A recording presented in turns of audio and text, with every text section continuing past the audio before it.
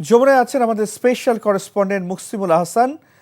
মুকসিমুল, বৈঠকে বিএনপির এবং জামাতের পক্ষ থেকে কত সদস্য যেতে পারে জানতে পেরেছেন কিনা, আর কি তথ্য আছে আপনার কাছে?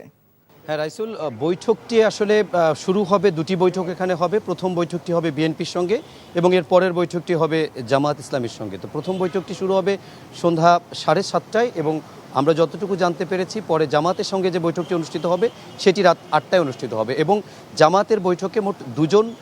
অংশগ্রহণ করবেন, অর্থাৎ জামাতের আমির ডাক্তার শফিকুর রহমান এবং দলটির নায়েবে আমির ডাক্তার সৈয়দ আবদুল্লাহ মোহাম্মদ তাহের, এই দুইজন অংশ নেবেন। এবং বিএনপির সঙ্গে প্রধান উপদেষ্টার যে বৈঠকটি হবে সেই বৈঠকে আমরা যতটুকু জানতে পেরেছি মোট 4 জন উপস্থিত হবে এবং সেই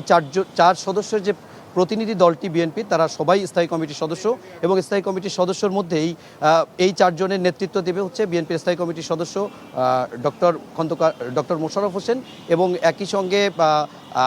আরও সঙ্গে থাকবেন বিএনপি স্থায়ী কমিটির আরেক সদস্য সালাউদ্দিন আহমেদ এবং এছাড়া মির্জা আব্বাস এবং আমির খসরু মাহমুদ চৌধুরী। এই 4 জনের কথা শোনা হচ্ছে এবং আমরা যতটুকু জানতে পেরেছি এই বৈঠকটিতে মূলত এই দুটি দলই নির্বাচনের একটি রোডম্যাপের দাবি জানাবে এবং সেই সঙ্গে হয়তো তারা প্রধান উপদেষ্টাকে পদত্যাগ করতে চান এরকম একটি গুঞ্জন যেটি শোনা যাচ্ছে, যেটি সর্বপ্রথম নাহিদ ইসলাম বলেছিলেন, সে ব্যাপারেও হয়তো প্রধান উপদেষ্টার সঙ্গে আলাপ করবেন এবং প্রধান উপদেষ্টাকে যতটুকু ধারণা করা হচ্ছে নির্বাচনের একটি সুনির্দিষ্ট রোডম্যাপ যেমন দল দুটি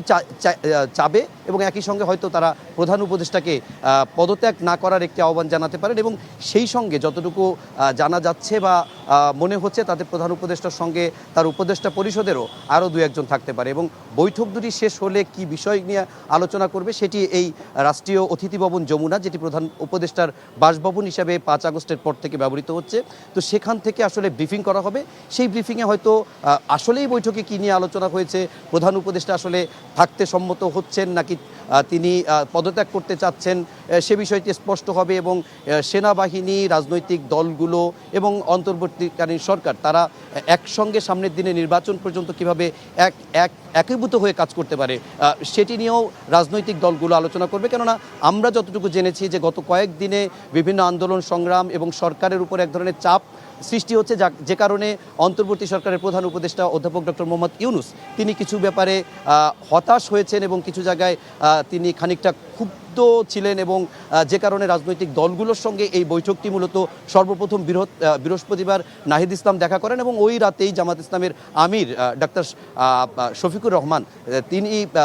তিনি প্রধান উপদেষ্টাকে ফোন করেছিলেন এবং তারা উভয়ই বলেছেন যে এরকম একটি সংকটাপন্ন পরিস্থিতিতে রাজনৈতিক দলগুলোর সঙ্গে কিভাবে একসঙ্গে কাজ করা যায় এবং কিভাবে সামনের দিনে নির্বাচন পর্যন্ত সংস্কারের রোডম্যাপ, বিচারের প্রক্রিয়া কিভাবে চলবে এবং সেই সঙ্গে একটি আসন্ন জাতীয় সংসদ নির্বাচন যেটি বলা হচ্ছে ডিসেম্বর থেকে জুনের মধ্যে, সেই ডিসেম্বর থেকে জুনের মধ্যে কোন সময় সেই নির্বাচনটি হবে, একেবারে ডিসেম্বরে হবে কিনা কিংবা কোনো কারণে দেরি হবে কিনা সেটি নিয়ে বিএনপি গত কয়েকদিন ধরে বলছে, শুরু থেকেই বলছে স্পষ্ট একটি তারা রোডম্যাপ চায়। তো যতটুকু ধারণা করা হচ্ছে বিএনপি সেই নির্বাচনের রোডম্যাপটি চাইতে পারে। তো এই হচ্ছে রাষ্ট্রীয় অতিথি ভবন যমুনার সামনে থেকে প্রধান উপদেষ্টার সঙ্গে প্রধান দুটি রাজনৈতিক দলের বৈঠকের আগের খবর। এই ঈদে জামা জুতো অ্যাক্সেসরিজের ডিসকাউন্ট।